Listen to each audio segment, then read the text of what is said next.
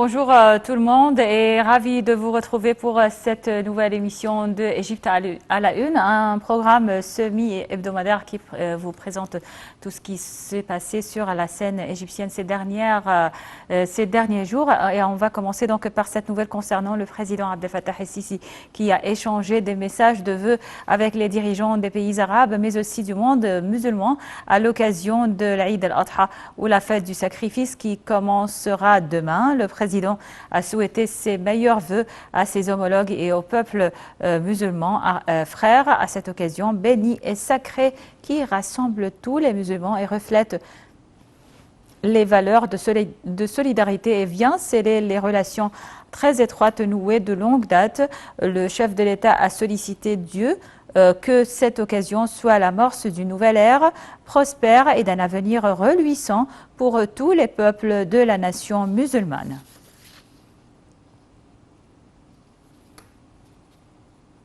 Le président Abdel Fattah el-Sisi a aussi envoyé un message de vœux aux expatriés égyptiens dans les différents pays du monde, les félicitant à l'occasion de la fête du sacrifice au Eid al-Adha. Dans son message, le président a félicité ses frères et sœurs musulmans expatriés, leur souhaitant ses meilleurs vœux à cette occasion bénie. Le chef de l'État a invoqué Allah qu'il puisse célébrer cette occasion l'année prochaine en jouissant du bien-être et de bonnes perspectives de progression. Le président al-Sisi leur a souhaité la réussite et a souhaité également que à l'Égypte plus de développement, du progrès et de prospérité. Dans le même contexte, le chef de l'État a reçu des messages de vœux de la part de hauts responsables de l'État qui ont exprimé leurs meilleurs souhaits à son Excellence à l'occasion de la fête du sacrifice et souhaitant progrès et prospérité à l'Égypte. Le président Abdel Fattah el-Sisi a assisté jeudi à une cérémonie organisée par la Fondation Vie décente pour célébrer le lancement de l'initiative présidentielle du développement rural en Égypte.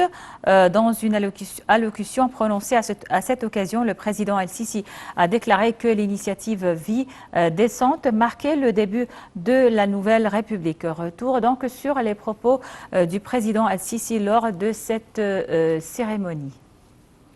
Le président Abdel Fattah el-Sisi a souligné qu'une nouvelle ère avait vu le jour en Égypte avec le lancement de l'initiative Vie décente et d'ajouter c'est l'amorce de la nouvelle République, ce méga projet national ayant pour objectif l'amélioration des conditions de vie des habitants de 4000 villages égyptiens au cours des 3 prochaines années.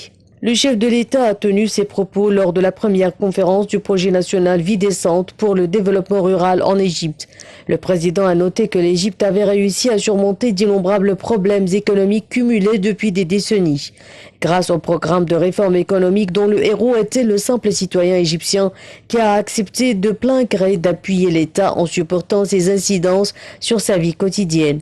Nous avons de même fait face à une vague dévastatrice du terrorisme, ce fléau subversif qui a coûté la vie à un grand nombre des hommes de l'armée et de la police, a poursuivi le président remerciant les corps de la police et de l'armée pour leur sacrifice afin de défendre la patrie et de protéger leurs compatriotes.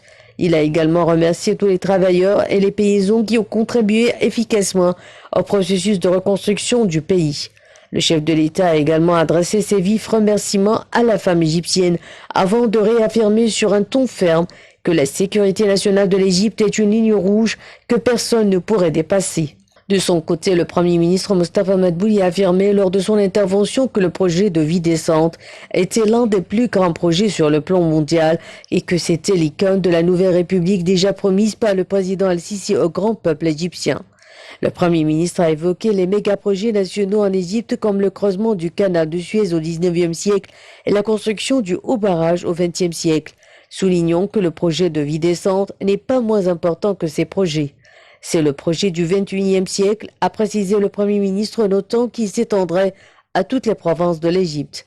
Le but principal de ce projet, comme défini par le président Abdel Fattah el-Sisi, est d'améliorer les conditions de vie des Égyptiens, a noté M. Madbouli, ajoutant que ce projet réalise les objectifs du développement durable 2030. Le Premier ministre a réaffirmé qu'il s'agissait sans exagération du plus grand projet à l'échelle mondiale. Ce projet du développement rural étant une réponse aux exigences du développement économique et une source de nouvelles opportunités d'emploi pour les jeunes.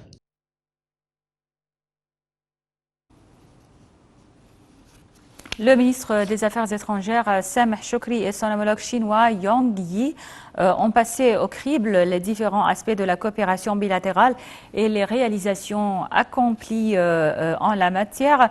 Les deux diplomates ont souligné la nécessité de renforcer la coopération avec la Chine en matière des projets exécutés par l'État. Monsieur Choukri et Yang Yi, qui ont eu donc des entretiens dimanche, ont par ailleurs affirmé la nécessité de booster la coopération économique et concentrer les efforts sur la dynamisation de la coopération commerciale en ouvrant le marché chinois devant davantage d'exportations agricoles égyptiennes, sans oublier d'encourager les investissements directs et conjoints. Au terme des concertations, Choukri et Yang Yi ont signé un accord pour la création du comité gouvernemental conjoint pour la coopération entre la République arabe d'Égypte et la République populaire de Chine. Le chef de la diplomatie égyptienne a par ailleurs salué la coordination fructueuse entre l'Égypte et la Chine face à la pandémie du Covid-19 qui a permis à l'Égypte d'acheter de grandes quantités de doses du vaccin anti-Covid et a été couronnée par l'inauguration de la ligne de production du vaccin de la firme Sinovac. Sameh Choukri a par ailleurs examiné avec son homologue chinois plusieurs questions régionales et internationales d'intérêt commun.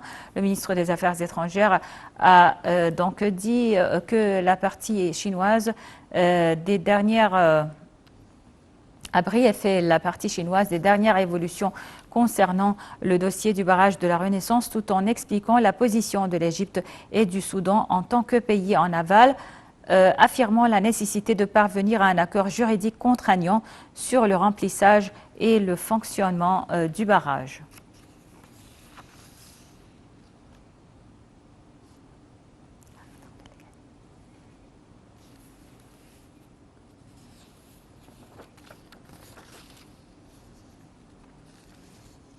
L'Égypte poursuit sa politique de partage, d'expérience et de formation en Afrique. Ainsi, elle vient de lancer une nouvelle initiative. Il s'agit d'un centre destiné à former les Africains dans les domaines de la cybersécurité et les systèmes intelligents. Les détails dans ce compte rendu.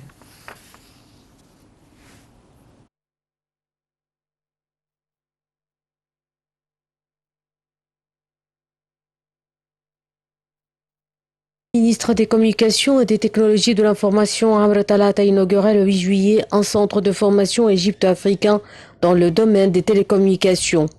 Le centre ouvert à tous les ressortissants du continent a lancé sa première cohorte de formation composée de ressortissants de 11 pays africains, parmi lesquels le Cameroun, le Soudan, le Sénégal et la Mauritanie. D'après le ministre des Communications, la création de ce centre visait à développer la main-d'œuvre du secteur des télécommunications afin de permettre aux Africains de faire face aux nouvelles questions réglementaires et techniques de manière à ce que les diplômés du centre deviennent des atouts précieux pour le secteur des télécommunications dans son vaste concept régional. L'école accueille 150 étudiants par an. Ceux-ci seront formés dans des domaines tels que la cybersécurité, la gestion des systèmes intelligents et des ressources rares, dont les fréquences et la numérotation. Par ailleurs, le centre propose également des programmes de formation en ligne gratuits utilisant le système de cours en ligne ouvert et massif. L'objectif étant de développer les capacités des régulateurs des télécommunications et des organismes compétents en Afrique grâce à un système de formation unique qui rassemble l'expertise académique et professionnelle égyptienne. Notons que ces dernières années, l'Égypte a développé une expertise dans le domaine des télécoms, un progrès attesté par l'Union internationale des télécommunications. Dans le classement 2020 de cette institution, l'Égypte a gagné 54 places en se classant 41e sur 193 pays, alors qu'elle était 95e en 2019. Le ministre des Ressources hydrauliques et de l'Irrigation, Dr Mohamed Abdelghati, a assisté à l'inauguration du Centre hydro-informatique du Congo. Ce centre devra servir à gérer de façon durable les ressources en eau entre les pays utilisateurs et prévenir, le cas échéant, les dimensions climatiques. Voici donc un compte-rendu sur ce sujet.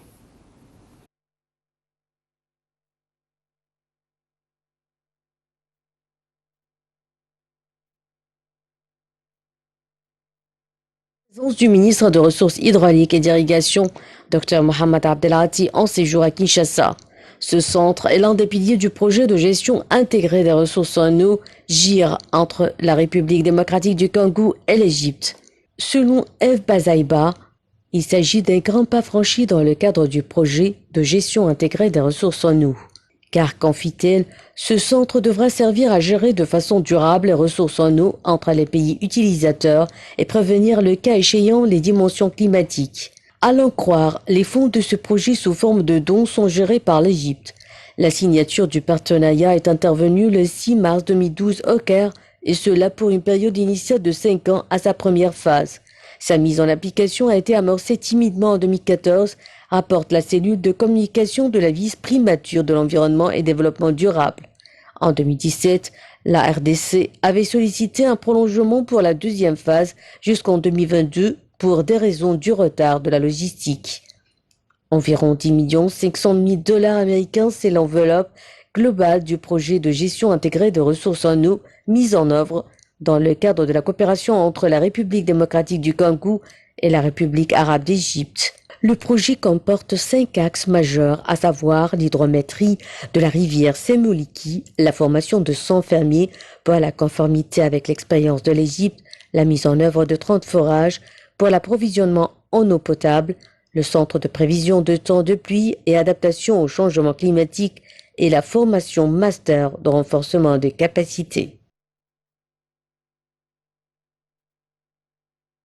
Vous le savez, en Égypte, l'agriculture est l'une des branches les plus dynamiques de l'économie. Si ces dernières années, la performance commerciale du secteur a été en demi-teinte, l'année 2021 s'annonce donc plus reluisante. En Égypte, le secteur agricole a enregistré une bonne performance à l'export sur les 6 premiers mois de 2021. Selon les informations relayées par le quotidien local Egypt Independent, le volume des expéditions agricoles a en effet atteint 4 millions de tonnes sur la ladite période. Ce stock marque une hausse de 15% par rapport aux résultats de l'année dernière à la même période. Dans les détails, les agrumes occupent le premier poste des exportations avec 1,72 million de tonnes, soit 43% du total des cargaisons. Cette catégorie est suivie par la pomme de terre dont les expéditions se sont cumulées à 620 000 tonnes. La liste des autres produits agricoles envoyés sur le marché international comprend la betterave fourragère, l'oignon, les raisins, la fraise, la pêche et la goyave. Selon les analystes, le secteur pourrait poursuivre sa croissance à l'export dans les prochains mois et dépasser largement le résultat de l'année dernière. Pour rappel, l'Égypte expédie chaque année pour plus de 2 milliards de dollars de produits agricoles. Le secteur agricole fournit 10% des recettes d'exportation non pétrolières. Le groupe pétrolier Eni vient de signer un accord avec les autorités égyptiennes pour la production et la commercialisation de l'hydrogène produite à partir des énergies renouvelables. L'accord s'inscrit dans le cadre de la stratégie de diversification des activités du groupe énergétique italien. Voici un reportage. La ruée vers l'hydrogène vert se poursuit en Égypte. Le groupe Eni, spécialisé dans les hydrocarbures, se lance dans ce secteur d'avenir avec la signature d'un accord avec les entreprises publiques, la compagnie holding d'électricité et la compagnie holding de gaz naturel. L'entente porte sur l'étude des projets conjoints visant à produire de l'hydrogène vert à l'aide d'électricité produite à partir de sources renouvelables et de l'hydrogène bleu par le stockage de CO2 dans des gisements de gaz naturel épuisés. L'Égypte fait partie des pionniers du continent africain en matière de production des énergies renouvelables, notamment le solaire et l'éolien, qui pèsent déjà pour 11% dans son mix électrique. soit une capacité installée de 6000 MW. Le Caire table sur 20% d'électricité produite à partir des sources renouvelables d'ici à 2022.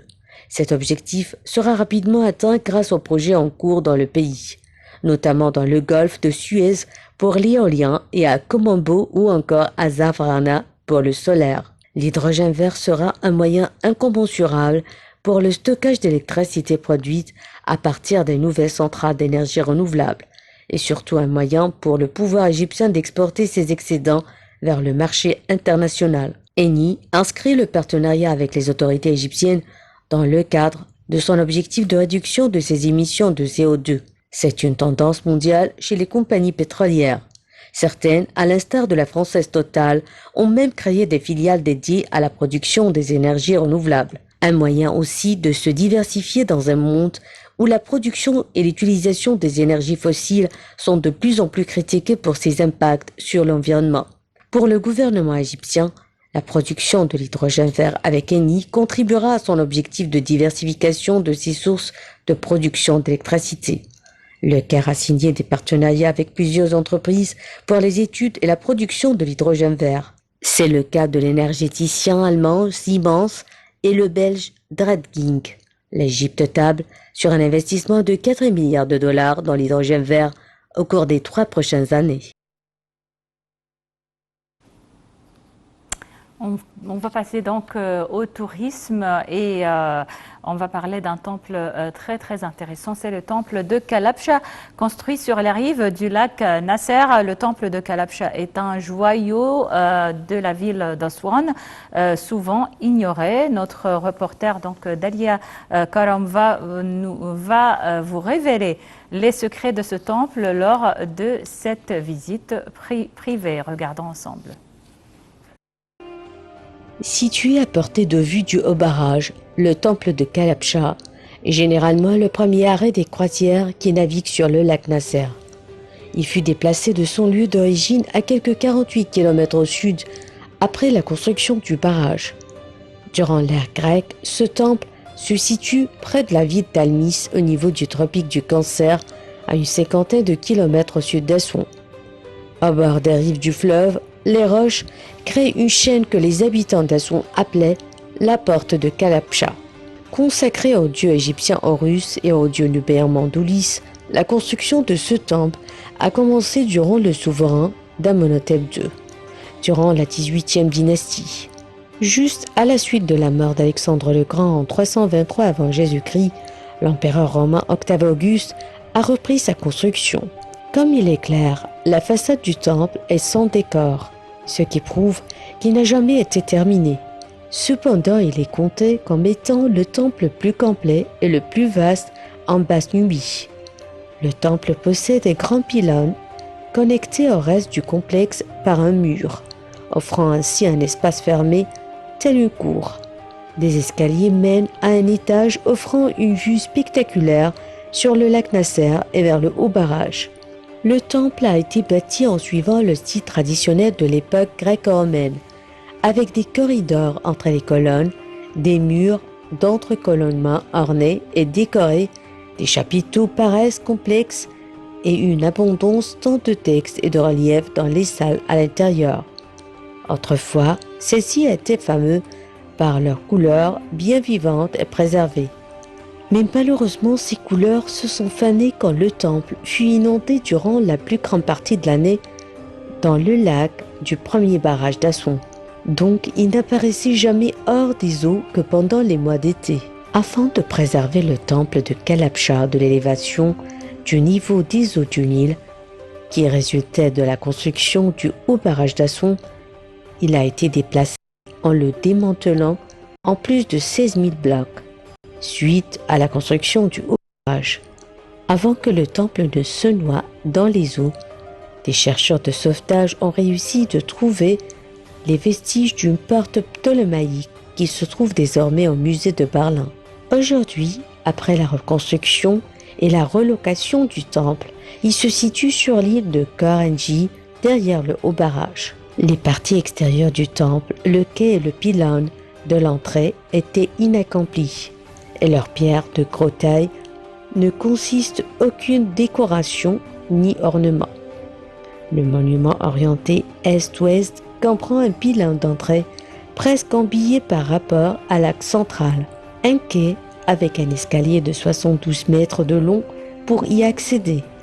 Les parois sont recouvertes de bas-reliefs et de beaucoup de textes hiéroglyphiques. Le dieu majeur Mandolis est manifesté sous la forme du faucon, qui signifie Horus, le jeune fils d'Isis et d'Osiris.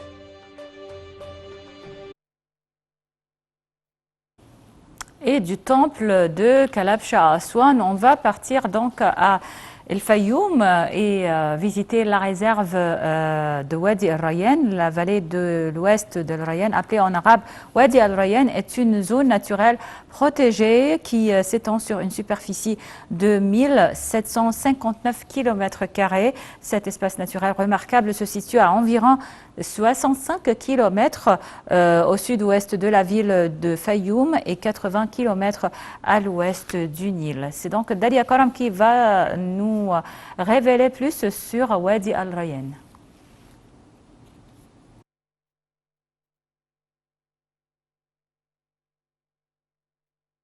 De l'ère de l'Éocène.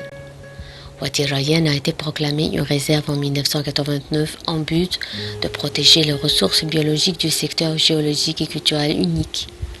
Cette réserve naturelle couvre une superficie de 1759 km² au sud-ouest de la province d'El Fayoum. Elle comporte une diversité environnementale, chacune avec sa propre faune caractéristique. Sur les deux lacs de Wadi al-Rayyan se trouvent de nombreux oiseaux migrateurs et sédentaires, ainsi que quelques monuments et fossiles maritimes importants. La vallée de Wadi al-Rayyan se compose d'un lac supérieur de 5090 hectares, d'un taux de salinité de 1,5 g par litre et d'une profondeur maximum de 22 mètres. Et d'un lac inférieur de 6200 hectares, d'un taux de salinité de 2,8 g et d'une profondeur maximum de 34 mètres. La région des chutes relie les deux lacs. Leur différence de niveau est de 20 mètres et se caractérise par la densité des poissons. Cette région est l'une des régions de sports d'hiver comme l'équitation. La région des sources de Rayyan est située au sud-ouest du lac inférieur. Elle comprend des dunes de sable dense et mouvant et 3 sources sulfuriques naturelles. Elle se distingue par l'existence de certaines espèces de plantes désertiques, de 5 espèces d'animaux sauvages et de 16 espèces d'oiseaux résidents et migrateurs. La région du mont Al-Rayyan. C'est la région qui entoure le sud et le sud-ouest de la région des sources. Elle comprend une variété d'oiseaux résidents et migrateurs, quelques vestiges et quelques fossiles maritimes importants. La région des lacs d'Al-Raya, qui est un environnement naturel calme et dénué de pollution. La région de Wadi al-Rayyan se distingue par son environnement désertique intégré, ses dunes, ses sources naturelles, sa flore, sa faune, ainsi que ses fossiles maritimes importants et variés.